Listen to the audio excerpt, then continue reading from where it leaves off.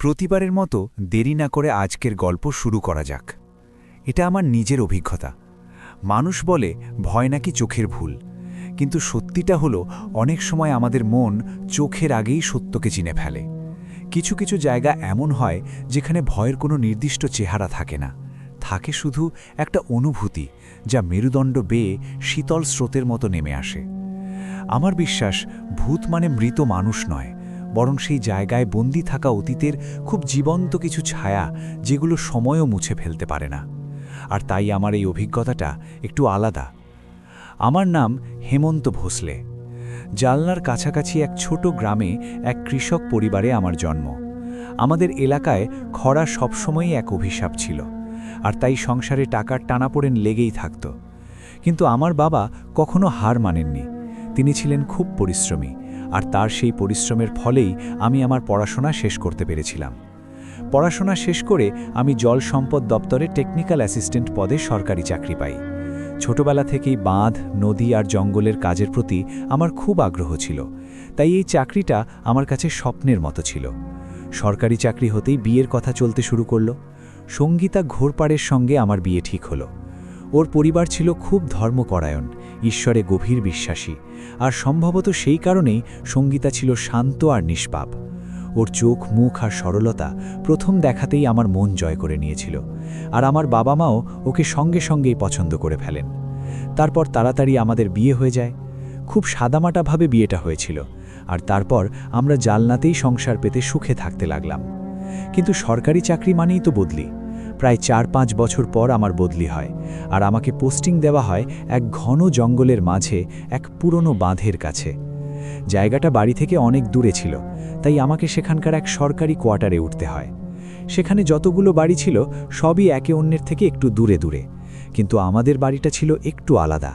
মানে বাড়িটা ছিল বহু বছরের পুরনো, কাঠ আর পাথরে তৈরি, আর তার চারপাশে মাইলের পর মাইল শুধু ঘন জঙ্গল আর বাঁধের জল। আমরা দরকারি জিনিসপত্র নিয়ে সেই নতুন বাড়িতে পৌঁছালাম। যদিও বাড়িটা পুরনো ছিল, তবু আমাদের কাছে সেটা নতুনই ছিল।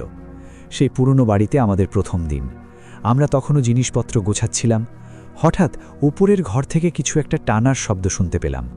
আমি মাথা তুলে তাকাতেই দেখলাম সঙ্গীতাও ছাদের দিকে তাকিয়ে আছে। সম্ভবত সেও শব্দটা শুনেছিল। আমরা যে ঘরে ছিলাম তার ঠিক ওপরে একটা বন্ধ ঘর ছিল, যেটা আমরা তখনও দেখিনি।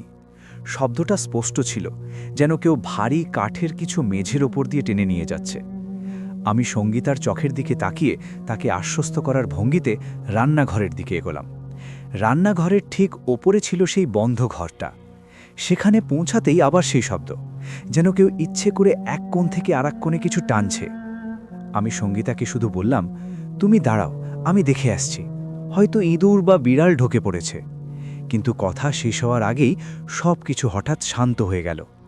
আমি উপরে গিয়ে দেখলাম সেখানে একটা ঘর, যার দরজায় বড়সড় তালা ঝুলছে। সেই তালার চাবি কোথায় তখন আমি জানতাম না, তাই দরজার ফাঁক দিয়ে ভেতরে টাকানোর চেষ্টা করলাম, কিন্তু অন্ধকার ছাড়া কিছুই দেখা গেল না। চাবিও কোথাও চোখে পড়ল না, তাই আমি নিচে নেমে এলাম। সঙ্গীতার দিকে তাকিয়ে না সূচকভাবে মাথা নেড়ে দিলাম, মানে সেখানে কেউ নেই। সঙ্গীতাও চুপ করে রইল। দিন যেতে লাগলো, বেশ কিছুদিন কেটে গিয়েছিল। আর আমি একটা বিষয় লক্ষ্য করলাম, সঙ্গীতার একটা ভালো অভ্যাস ছিল। ও সবসময় ভলন গুনগুন করত, কিন্তু সেখানে আসার পর থেকে ও কেমন গুমসুম হয়ে গিয়েছিল। এই সময় পাশের কোয়ার্টারের মেয়েদের সঙ্গে ওর পরিচয় হয়েছিল, কিন্তু তবু ওর মুখের বিষণ্ণতা কাটেনি।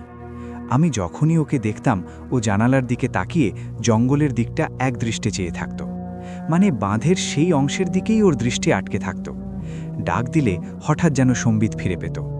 ও এমন দৃষ্টিতে সেদিকে তাকিয়ে থাকত, যেন জঙ্গলের সেই নিস্তব্ধতা ওকে গ্রাস করে নিচ্ছে।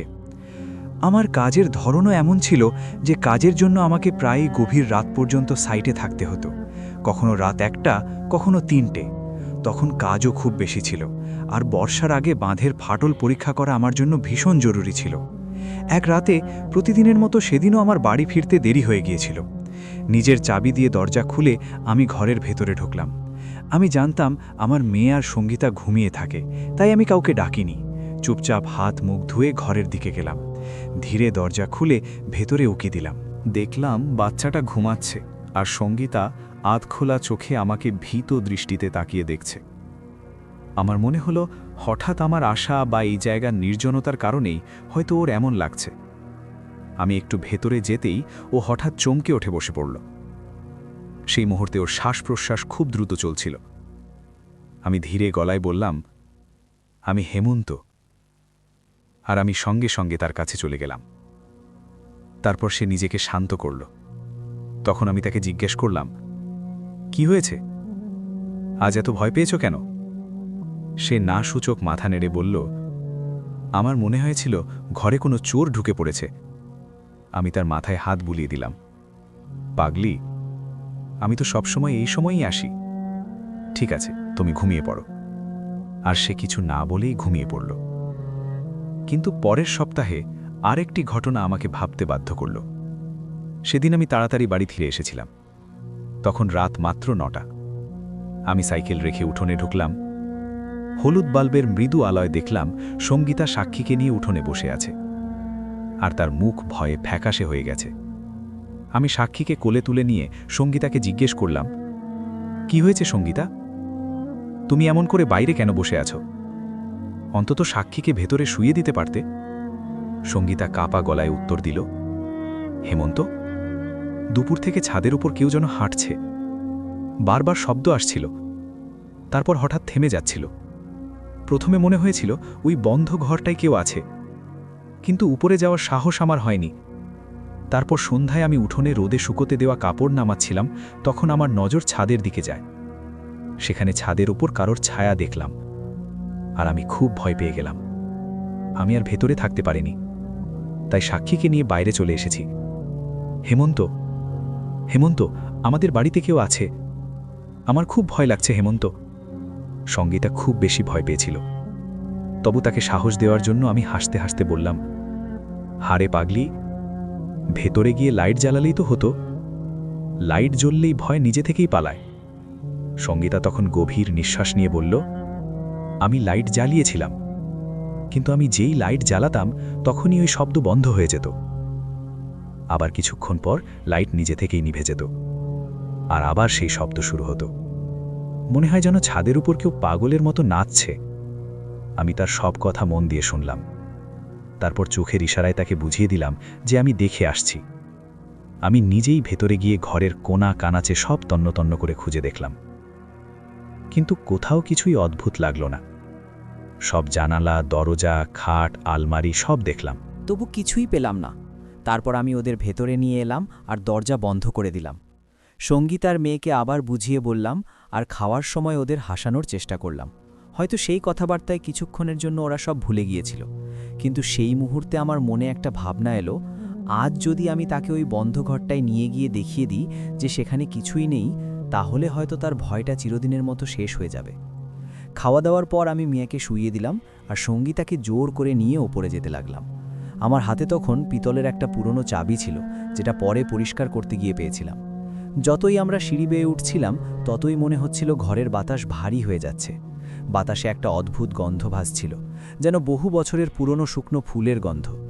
মনে হচ্ছিল অন্ধকারে কেউ দাঁড়িয়ে আমাদের ওপরে উঠতে দেখছে। আমি সাহস সঞ্চয় করে এক ঝটকায় সেই বন্ধ ঘরের দরজাটা খুলে দিলাম। দরজার শব্দটা সেই নিস্তব্ধতার মধ্যে এতটাই ভয়ঙ্কর লাগল যে আমার নিজের হৃদয় কেঁপে উঠল। ভেতরের স্যাঁতস্যাঁতে বাতাস আমার মুখে এসে লাগল, আর আমার গা শিউরে উঠল। আমি হাত দিয়ে সুইচবোর্ড খুঁজে কয়েকটা বোতাম চাপলাম, আর বোতাম চাপতেই একটা মাঝারি হলুদ বাল্ব জ্বলে উঠল। ঘরের ঠিক মাঝখানে ধুলোয় ঢাকা একটা একা চেয়ার দাঁড়িয়েছিল, বাকি পুরো ঘরটাই ফাঁকা।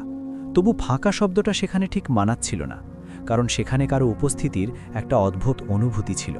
আর সেই অনুভূতিটা এত গভীর ছিল যে মনে হচ্ছিল ঘরটা নিজেই শ্বাস নিচ্ছে। সঙ্গীতা তখন দরজার চৌকাঠের বাইরেই দাঁড়িয়েছিল, আর বাইরে থেকেই পুরো ঘরটা চোখ দিয়ে খুঁজে দেখছিল।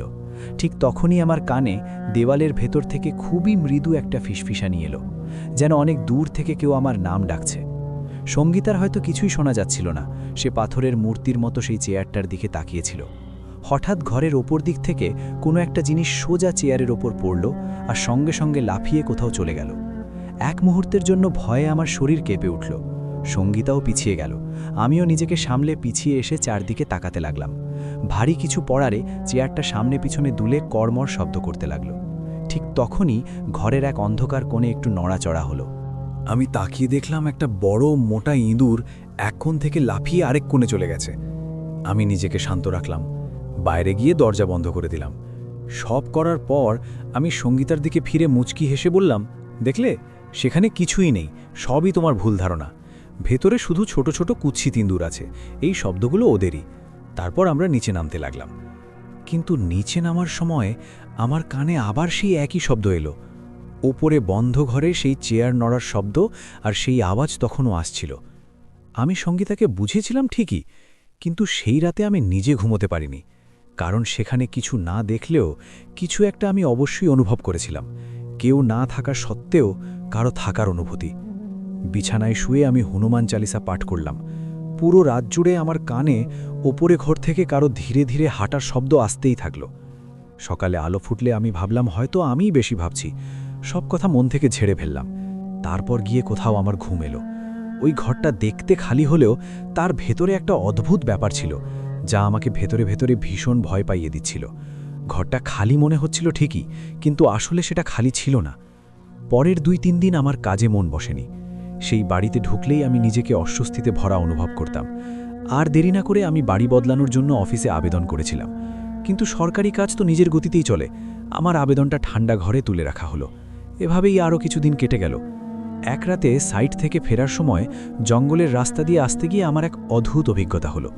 মনে হচ্ছিল বাঁশঝাড়ের আড়াল থেকে কেউ যেন আমার সঙ্গে সঙ্গে হেঁটে আসছে। কোনো মতে বাড়ি পৌঁছে দরজায় কড়া নাড়লাম। সঙ্গীতা দরজা খুলে দিল। কিছু না বলেই আবার ঘরে গিয়ে শুয়ে পড়ল। আমি হাত মুখ ধুয়ে রান্নাঘরে গেলাম। ঠিক তখনই ওপরতলা থেকে ধামাধাম পায়ের শব্দ আসতে লাগলো, যেন কেউ দৌড়াচ্ছে। আর তারপর হঠাৎ এক হৃদয় বিদারক চিৎকারে চারদিক কেঁপে উঠল। আমি দৌড়ে হলঘরে গেলাম। সঙ্গীতা মেঝেতে হাঁটু গেড়ে বসে চিৎকার করছিল। তড়িঘড়ি লাইট জ্বালিয়ে আমি ওর কাছে ছুটে গেলাম আর আতঙ্কিত হয়ে জিজ্ঞেস করলাম, কি হয়েছে সঙ্গীতা, তোমার কি হলো? সঙ্গীতার মুখ ভয়ে জমে গিয়েছিল। শিসকাতেও বলল, হঠাৎ কেউ আমার কাছে এসে পেছন থেকে ধাক্কা দিয়ে আমাকে জোরে মেঝেতে আছড়ে ফেলেছে। আমার পিঠ জ্বলছে। কাপা হাতে আমি ওর পিঠ দেখলাম, আর আমার হৃদয় আবার কেঁপে উঠল। সঙ্গীতার পিঠে স্পষ্ট একটা মানুষের হাতের ছাপ ফুটে উঠেছিল। মনে হচ্ছিল যেন কেউ জ্বলন্ত হাত দিয়ে তাকে ছুঁয়েছে। ওর পিঠের মাংস ঝলসে গিয়েছিল। আমি সঙ্গে সঙ্গে মলম এনে ওর পিঠে লাগালাম। সঙ্গীতা চাপা কান্নায় বলছিল, আপনি তো কখনোই আমার কথা বিশ্বাস করেননি, তাই না? আজ দুপুরে যখন সাক্ষী বাইরে খেলতে গিয়েছিল আর আমি ঘুমোচ্ছিলাম, তখন রান্নাঘর থেকে বাসনপত্র সরে যাওয়ার শব্দ পেলাম। ভেবেছিলাম হয়তো কোনো বিড়াল, কিন্তু দেখতে গিয়ে দেখি মেঝেতে ভেজা পায়ের ছাপ, একটা মানুষের পায়ের ছাপ, যা সোজা ওপরের সেই বন্ধ ঘরের দিকে চলে গেছে। সে যেন তিক্ত হাসিতে বলল, আপনি কখনোই আমাকে বিশ্বাস করেন না। তখন আমি বুঝতে পারছিলাম এই বাড়িতে নিশ্চয়ই কিছু অস্বাভাবিক আছে। তবু কোনো মতে ওকে শান্ত করে বললাম, সকাল হলেই আমরা গ্রামে চলে যাব, কারণ জায়গাটা জঙ্গলের এলাকা, আর রাতে এমন সময় বাড়ি থেকে বেরোহা ঠিক নয়। কিন্তু সত্যি বলতে কি, সেই সময় আমার নিজের বুকও ভয়ে কাঁপছিল। কি বলবো, কিভাবে বোঝাবো, কিছুই বুঝতে পারছিলাম না। তবু কোনো রকমে ওকে রাজি করিয়ে ঘরে নিয়ে গেলাম। বিশ্রাম নিতে বললাম। সেই সময় আমাদের মেয়ে গভীর ঘুমে ছিল। সঙ্গীতা ঘুমিয়ে পড়ার অনেক পরে আমি আবার রান্নাঘরে গেলাম, আর তখনও দেখলাম মেঝেতে হালকা পায়ের ছাপ রয়ে গেছে, যা সোজা বাইরে সিঁড়ির দিকে চলে গেছে। আমি সেই ছাপগুলোর দিকে তাকিয়ে আছি। ঠিক তখনই উঠোন দিক থেকে এক ভীষণ মধুর কিন্তু ভয়ঙ্কর কণ্ঠস্বর শুনতে পেলাম। সেখানে কেউ ছিল, যে কিছু গাইছিল, কিছু গুনগুন করছিল, আর সেই গলায় ছিল এক অদ্ভুত আকর্ষণ আর টান। আমি অনুভব করলাম সেই শব্দটা যেন আমার ঘরের দিক থেকেই আসছে। ঘরে উকি দিয়ে দেখলাম সাক্ষী আর আমার স্ত্রী দুজনেই ঘুমোচ্ছে। আমি ধীরে ধীরে জানালার কাছে গিয়ে বাইরে তাকালাম, কিন্তু সেই মুহূর্তে যা দেখলাম তাতে আমার রক্ত যেন জমে গেল। গভীর রাতের নিস্তব্ধতার মাঝখানে উঠোনের ঠিক কেন্দ্রে একটা ছায়া বসেছিল। ভালো করে তাকাতেই বুঝলাম ওটা এক নারী। তার লম্বা কালো চুল মাটিতে লেগেছিল। বাতাস একেবারেই ছিল না, তবু তার চুল এমনভাবে দুলছিল যেন কোনো অদৃশ্য হাত সেগুলো আঁচড়ে দিচ্ছে। সেই নারী একটানা কিছু বিড়বিড় করছিল, আর মাঝে মাঝে সেই ভয়ানক গানটাই গুনগুন করছিল। যেমন যেমন রাত ঘন হয়, ছায়ারা দেয়ালে সরে আসে। এমন গভীর রাতে কারো সঙ্গ থাকে না, জোনাকিরাও নিভে গেছে।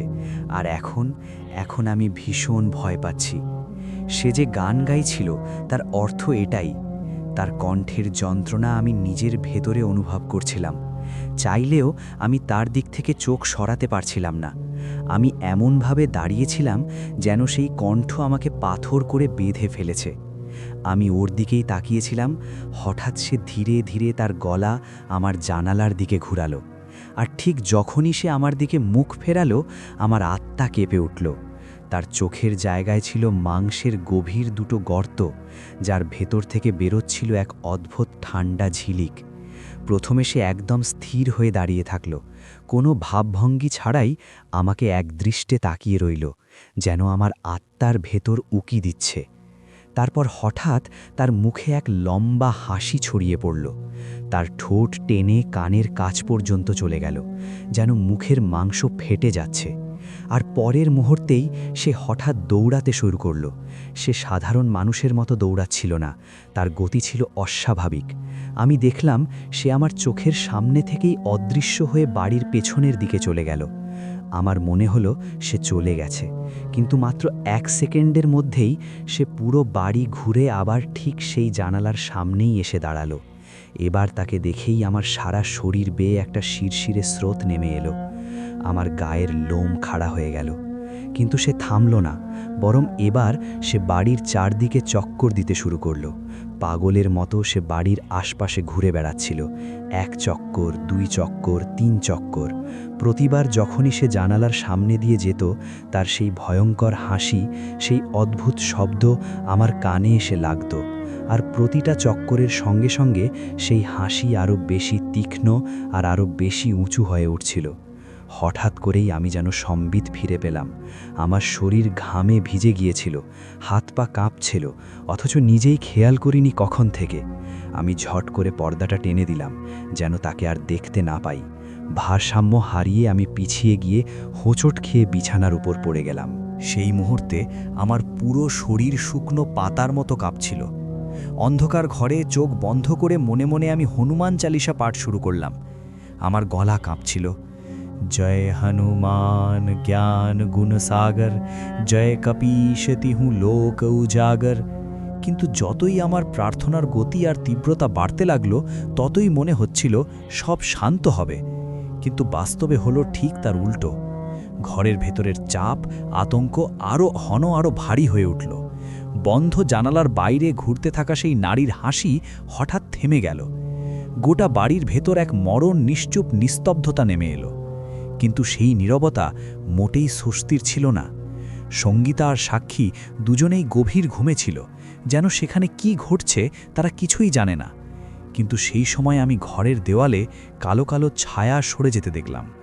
সেই ছায়াগুলো মানুষের আকৃতির ছিল না, বরং লম্বা আর বেঁকে চুড়ে থাকা অবরব, আর তারা ধীরে ধীরে ছাদের দিকে বেয়ে উঠছিল। আমি ছাদের দিকে তাকিয়ে আছি। ঠিক তখনই বাড়ির মূল দরজার কাছে এক প্রচণ্ড শব্দ হলো। মনে হলো ভারী কাঠের দরজাটা খুলে গেছে। এত জোরে খুলেছে যেন কেউ কুঠার দিয়ে ভেঙে দিয়েছে। নিস্তব্ধতা এবার আরও বেশি ভয়ঙ্কর হয়ে উঠল। আমি চুপচাপ নিজের জায়গায় বসে ঘরের বাইরে তাকিয়ে রইলাম। আমার শ্বাস ধীরে ধীরে চলছিল। আমার ঘরের দরজাটা খোলা ছিল, সেখান থেকে হলঘর আর ওপরে ওঠা সিঁড়িগুলো পরিষ্কার দেখা যাচ্ছিল। ঠিক তখনই হলের আবছা আলোয় আমি একটা ছায়াকে ভেতরে ঢুকতে দেখলাম। কোনো শব্দ না করে ধীরে ধীরে হেঁটে সে ঘরের দরজার কাছে এসে দাঁড়ালো। তারপর খুব আস্তে করে সে নিজের মাথা ঘরের ভেতরে ঝুঁকিয়ে আমার দিকে তাকালো। সেই একই মুখ। সে তার গলা একদিকে অস্বাভাবিকভাবে কাত করে নিয়েছিল, ঠিক যেন কোনো পাখি কৌতূহল বড় কিছু লক্ষ্য করে, আর তার মুখে আবার ছড়িয়ে পড়ল সেই দীর্ঘ ভয়ানক হাসি। কিন্তু সে থামল না। গলা কাত করেই সে সিঁড়ির দিকে ঘুরে গেল, আর পর মুহূর্তেই সিঁড়িতে কারোর ভারী পা পড়ার শব্দ শুনতে পেলাম, যেন পুরনো কাঠের সিঁড়িগুলোর উপর কেউ প্রচণ্ড ওজন চাপিয়ে দিচ্ছে। থেমে থেমে সেই শব্দ উপরের দিকে উঠছিল। সেই জিনিসটা খুব ধীরে ধীরে ওপরে সেই বন্ধ ঘরের দিকেই এগোচ্ছিল। আমি বিছানায় নিথর হয়ে পড়েছিলাম। আমার ভেতরে এতটুকু সাহসও বাকি ছিল না যে উঠে লাইট জ্বালাবো বা বাইরে পালাবো। আমি তখন বুঝে গিয়েছিলাম বাইরে যাই থাকুক না কেন তার মুখোমুখি হওয়া আমার পক্ষে সম্ভব নয়। আমি নিজেকে চাদরের ভেতর লুকিয়ে ফেললাম আর সেভাবেই পড়ে রইলাম। কিছুক্ষণ নীরবতায় কেটে গেল। আমার গায়ে চাদর ছিল কিন্তু চোখ খোলা ছিল। হঠাৎ মনে পড়ল ভয়ে আমি ঘরের দরজাটা বন্ধ করতেই ভুলে গিয়েছিলাম। ঠিক তখনই ওপরের সেই বন্ধ ঘর থেকে কারো গুনগুন করার শব্দ ভেসে এলো। শব্দটা ছিল খুব মৃদু আর সুরেলা, কিন্তু তার ভেতরে ছিল এক গভীর বিষণ্ণতা। সেই মুহূর্তে নিস্তব্ধতা এতটাই ভারী ছিল যে নিজের হৃৎস্পন্দনও কানে শুনতে পাচ্ছিলাম। ঘরের বাতাস আর ঠান্ডা লাগছিল না, বরং কেমন কড়কড়ে হয়ে উঠছিল। সেই সুরটা সরাসরি আমার মাথার ভেতরে গেঁথে যাচ্ছিল। আমি পাশের দিকে হাত বাড়ালাম, যেখানে সঙ্গীতা আর সাক্ষীর থাকার কথা, কিন্তু সেখানে ছিল শুধু খালি চাদর, কেউ ছিল না। এক অজানা আতঙ্ক আমার ভেতরে জেগে উঠল। তবে কি সঙ্গীতা বা সাক্ষী উপরে চলে গেছে, নাকি কেউ তাদের নিয়ে গেছে? এই ভাবনাতেই আমার হৃৎস্পন্দন আরও বেড়ে গেল। আমার মাথা যেন কাজ করা বন্ধ করে দিয়েছিল। গুনগুন করার শব্দটা এবার আরও স্পষ্ট হচ্ছিল, আর আমি বুঝে গিয়েছিলাম ওটা ওপরেই আছে। এক অজানা শক্তি আমাকে বিছানা থেকে তুলে দাঁড় করালো। আমার পা কাঁপছিল, কিন্তু স্ত্রী আর সন্তানকে বাঁচানোর তাগিদ আমার ভয়কে ছাপিয়ে গেল। আমি নিঃশব্দে সিঁড়ির দিকে এগোলাম। প্রতিটা সিঁড়ি কড়কড় শব্দ করছিল, যা বাড়ির নিস্তব্ধতাকে চিড়ে দিচ্ছিল। যত ওপরে উঠছিলাম সেই গুনগুনানি ততই স্পষ্ট হয়ে উঠছিল। ওপরে পৌঁছে আমি দেখলাম সেই ঘরের ভারী পিতলের তালাটা মেঝেতে পড়ে আছে। যে ঘরের দরজা সবসময় বন্ধ থাকত, সেটি এখন সামান্য খোলা। ভেতর থেকে এক ধরনের হলদেটে মৃদু আলো বাইরে বেরিয়ে আসছিল। আমি ধীরে ধীরে হাত বাড়িয়ে দরজাটা পুরো খুলে দিলাম। ঘরের ভেতরে কুয়াশার মতো এক ধোঁয়াটে আবরণ ছিল, তাই চোখ সরু করে মন দিয়ে তাকালাম। ভেতরের দৃশ্য দেখে আমার পায়ের নিচ থেকে যেন মাটি সরে গেল। ধুলোয় ভরা সেই পুরনো চেয়ারটা, যা ঘরের ঠিক মাঝখানে রাখা ছিল, সেই চেয়ারে বসেছিল সঙ্গীতা। তার পিঠ আমার দিকে ছিল, আর তার কোলে শুয়েছিল সাক্ষী। সঙ্গীতা খুব ধীরে একটানা ছন্বে সাক্ষীর চুলে চিরুনি চালাচ্ছিল। সাক্ষীর চুল এলোমেলো হয়েছিল এবং তার মুখেও এক অদ্ভুত ফ্যাকাশে ভাব ছিল। তার চোখ দুটো পুরোপুরি খোলা ছিল। একবারও পলক না ফেলে সে দেওয়ালের এক কোণের দিকে তাকিয়েছিল। আর আমার স্ত্রী কিছু একটা গুনগুন করছিল। সে এমন কিছু বলছিল যার আওয়াজ আমি বাইরে থেকেও শুনতে পাচ্ছিলাম। তার শব্দগুলো যেন কোনো পুরনো অভিশাপের মতো সেই নিস্তব্ধতার মধ্যে ভেসে বেড়াচ্ছিল। রাত গভীর, চারদিক নিঃশব্দ, কিন্তু কেউ যেন আমার পিছনে হাঁটছে। এখানে এসে থেমে গেছে হৃৎস্পন্দন, রক্ত যেন জমে গেছে। এ সখী তুমি, কিনা অন্য কেউ? সঙ্গীতা সাক্ষীর চুল আঁচড়াচ্ছিল। সরসর আওয়াজটা স্পষ্ট শোনা যাচ্ছিল। সে এত জোরে সাক্ষীর চুল টানছিল যে সাক্ষীর মাথা পেছনের দিকে হেলে যাচ্ছিল। তবুও সাক্ষী একদম শান্ত ছিল, যেন সে গভীর ঘুমে আছে বা একেবারে প্রাণহীন। আমি সাক্ষীর দিকে পা বাড়ালাম আর তাকে আস্তে ডেকে বললাম, সাক্ষী, সাক্ষী মা, এখানে এসো। সাক্ষী ধীরে ধীরে তার গলা ঘোরালো। তার মুখে ঠিক সেই একই হাসি ছিল, যে হাসি আমি সেই ছায়ামূর্তির মুখে দেখেছিলাম। এমন এক ভয়ঙ্কর হাসি যা কোনো শিশুর হতে পারে না। সেই মুহূর্তে আমার নজর গেল সেই কোণের দিকে যেখানে সাক্ষী তাকিয়েছিল, আর সেখানে অন্ধকার কোণে সেই নারী দাঁড়িয়েছিল। তার হাতে সবুজ চুড়ি ছিল, তার চুল কাঁধের ওপর জঙ্গলের ঝোপের মতো জট পাকানো ছিল। তার মুখটা অস্পষ্ট ছিল, কিন্তু তার ঠোঁট অন্ধকারেও ঝলমল করছিল। আর সবচেয়ে ভয়ঙ্কর বিষয়, সে মাটিতে দাঁড়িয়েছিল না, সে বাতাসে ভাসছিল। তার এক হাত ধীরে ধীরে সাক্ষীর মাথার দিকে এগিয়ে আসছিল। সেটা দেখেই আমার ভেতরের ভয় জেগে উঠল। উপরের ঘরের সঙ্গীতার সেই ভয়ানক মুখ, সাক্ষীর পাথরের মতো স্থির চোখ, সব দেখে আমার মাথা যেন শূন্য হয়ে গিয়েছিল। কিন্তু ঠিক সেই মুহূর্তেই আমার ভেতরের বাবা সত্তা জেগে উঠল।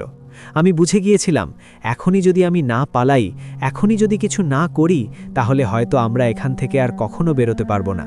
হয়তো আমি আর কখনো কিছুই করতে পারবো না। আমি হঠাৎ জোরে চিৎকার করে সাক্ষীর দিকে ঝাঁপিয়ে পড়ে সেই ছায়ার দিকে চেঁচিয়ে উঠলাম। সমস্ত শক্তি একত্র করে এক ঝটকায় এগিয়ে গিয়ে আমি সাক্ষীকে সঙ্গীতার কোলে থেকে ছিনিয়ে নিলাম। সাক্ষীর শরীর বরফের মতো ঠান্ডা হয়ে গিয়েছিল। সে একেবারে নিস্তেজ ছিল, নিজের কোনো হুঁশ ছিল না। আমি সাক্ষীকে কোলে নিয়ে নিচের দিকে দৌড়ে নামতে লাগলাম, একবারও পেছনে ফিরে তাকাইনি। সাক্ষীকে বুকের সঙ্গে চেপে ধরে অন্ধকার সিঁড়ি বেয়ে নিচে নামছিলাম, আর আমার পেছন থেকে সেই অদ্ভুত আওয়াজটা লাগাতার আসছিল, যেন কোনো কিছু হামাগুড়ি দিয়ে সিঁড়ি বেয়ে আমার পেছনে আসছে। কোনো মতে আমি বাড়ির বাইরে বেরিয়ে এলাম। অন্য কর্মচারীদের কোয়ার্টার এখান থেকে প্রায় আধা কিলোমিটার দূরে ছিল। তবুও কাদা আর পাথরের মধ্যে দিয়ে আমি পাগলের মতো দৌড়াচ্ছিলাম।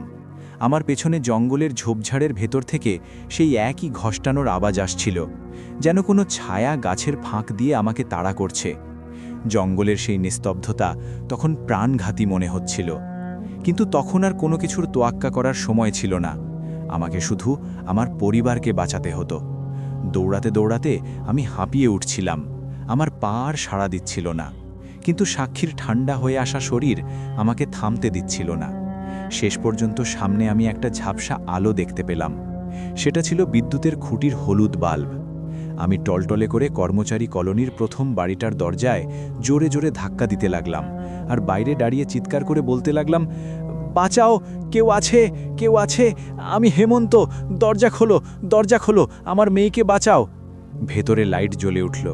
কেউ একজন জানালা দিয়ে উঁকি দিল। তারপর কয়েকজন বাইরে বেরিয়ে এলো। তারা আমার সহকর্মী ছিল। আমাকে এই অবস্থায় আর সাক্ষীকে নিস্তেজ দেখে তারা ভীষণ ঘাবড়ে গেল। আমি হাঁপাতে হাঁপাতে সাক্ষীকে এক প্রতিবেশীর স্ত্রীর কোলে দিয়ে বাড়িতে যা ঘটেছিল সব বলে দিলাম। প্রথমে প্রতিবেশীরা একটু ইতস্তত করল, কিন্তু আমার চোখের আতঙ্ক দেখে ৩-৪ জন লাঠি আর টর্চ নিয়ে আমার সঙ্গে যেতে রাজি হয়ে গেল। আমরা সবাই আবার দৌড়ে আমাদের বাড়ির দিকে রওনা দিলাম। যখন আমরা বাড়ির উঠোনে পৌঁছালাম, তখন দৃশ্যটাই বদলে গিয়েছিল। বাড়ির মূল দরজা, যেটা খোলা রেখে আমি পালিয়েছিলাম, সেটা এখন বন্ধ ছিল। পুরো বাড়িটা অন্ধকারে ডুবেছিল। আমি টর্চের আলো জানালার দিকে ফেলে বললাম, ও অপরের ঘরে আছে, তাড়াতাড়ি চলো, আমাদের দ্রুত যেতে হবে। আমরা সবাই মিলে দরজার ওপর ঝাঁপিয়ে পড়লাম। ২-৩টে ধাক্কায় দরজাটা ভেঙে গেল। আমরা সবাই একসঙ্গে দৌড়ে ওপরে উঠলাম। আমার বুকের ভেতর হৃদয়টা জোরে জোরে ধুকপুক করছিল। ওপরে সেই ঘরের কাছে পৌঁছতেই আমি আবার সেই বরফ শীতল অনুভূতিটা পেলাম। তবুও আমি ধাক্কা দিয়ে দরজাটা খুলে দিলাম। ভেতরের দৃশ্য দেখে সবাই স্তব্ধ হয়ে গেল। সেই ভয়ঙ্কর চেহারার নারীটা আর সেখানে ছিল না, কিন্তু সেই পুরনো চেয়ারটা ঘরের এক কোণে উল্টে পড়েছিল, আর সেখানেই সঙ্গীতা মেঝেতে আধমরা অবস্থায় পড়েছিল। তার চুল এলোমেলো ছিল, আর তার মুখে সেই একই ভয়ঙ্কর ফ্যাকাশে ভাব। আমি দৌড়ে গিয়ে সঙ্গীতার মাথা কোলে তুলে নিয়ে তাকে ঝাঁকিয়ে ডাকলাম, সঙ্গীতা, সঙ্গীতা, চোখ খোলো, সঙ্গীতা, দেখো, আমরা এসে গেছি। কিন্তু সঙ্গীতা চোখ খুলল না। সে শ্বাস নিচ্ছিল, কিন্তু তার শরীর একেবারে ঢিলে হয়ে পড়েছিল, যেন তার ভেতরের সমস্ত শক্তি কেউ শুষে নিয়েছে। সে একেবারে জীবন্ত লাশির মতো দেখাচ্ছিল। আমরা তাকে তুলে নিচে নিয়ে এলাম আর সঙ্গে সঙ্গে হাসপাতালে নিয়ে গেলাম।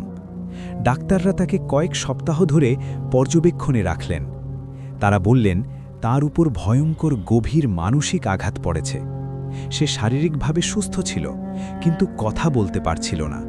সে শুধু দেওয়ালের দিকে একদৃষ্টে তাকিয়ে থাকত, আর কখনো কখনো ঘুমের মধ্যেই তার গলা থেকে সেই আবছা গুনগুনানি বেরোত।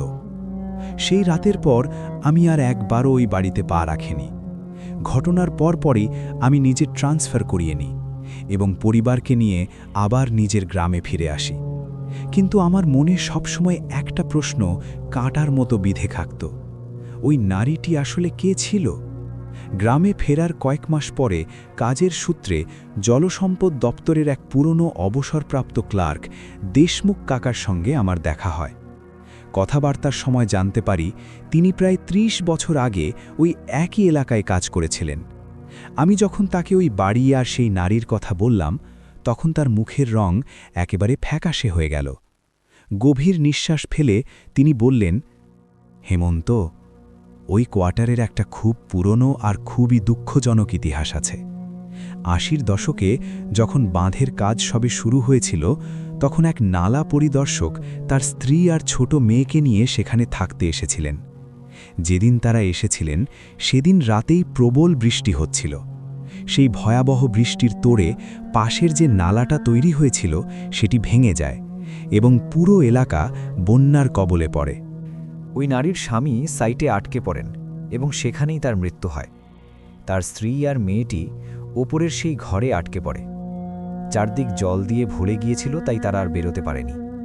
সেই নারী হয়তো সপ্তাহের পর সপ্তাহ ওই ঘরে নিজের মৃত্যুপথযাত্রী মেয়েটাকে বাঁচানোর আপ্রাণ চেষ্টা করেছিলেন, কিন্তু শেষ পর্যন্ত পারেননি। ক্ষুধা আর তৃষ্ণায় কাতর হয়ে তিনি নিজের মেয়েকে কোলে নিয়ে সেই চেয়ারেই বসে বসে মারা যান। মৃত্যুর আগে তিনি পাগলের মতো মেয়ের চুল আঁচড়াতেন আর তাকে শান্ত করতে লড়ি গাইতেন। তারা সেখানে এসেছিলেন মাত্র একদিন আগে, তাই হয়তো কেউ জানতেই পারেনি যে ওই পরিদর্শকের স্ত্রী আর মেয়ে সেখানে আছে। উদ্ধার কাজের সময়ও কেউ সেই বাড়ির দিকে যায়নি। তারা প্রায় ৩ সপ্তাহ ধরে ওই ঘরেই বন্দী ছিল। ৩ সপ্তাহ পরে তাদের মৃতদেহ পাওয়া যায়, একে অপরকে জড়িয়ে ধরা অবস্থায়। তোমার যে অনুভূতিগুলো হয়েছিল তার পেছনে এটাই কারণ। কাকার কথা শুনে আমার শরীর দিয়ে যেন বিদ্যুৎ বয়ে গেল। সেখানে যা ঘটেছিল তা ছিল ভীষণই ভয়াবহ, আর তার কোনো প্রতিকার আর সম্ভব ছিল না। এই গল্প শোনার পর আমি বাড়ি ফিরে আসি। আমি চেয়েছিলাম সঙ্গীতাকে সবটা বলবো, কিন্তু বলিনি, কারণ আজও সে পুরোপুরি সুস্থ হয়নি। সে ঘরের কাজকর্ম করে ঠিকই, কিন্তু হঠাৎ হঠাৎ কাজ করতে করতেই থেমে যায় আর শূন্যের দিকে তাকিয়ে থাকে।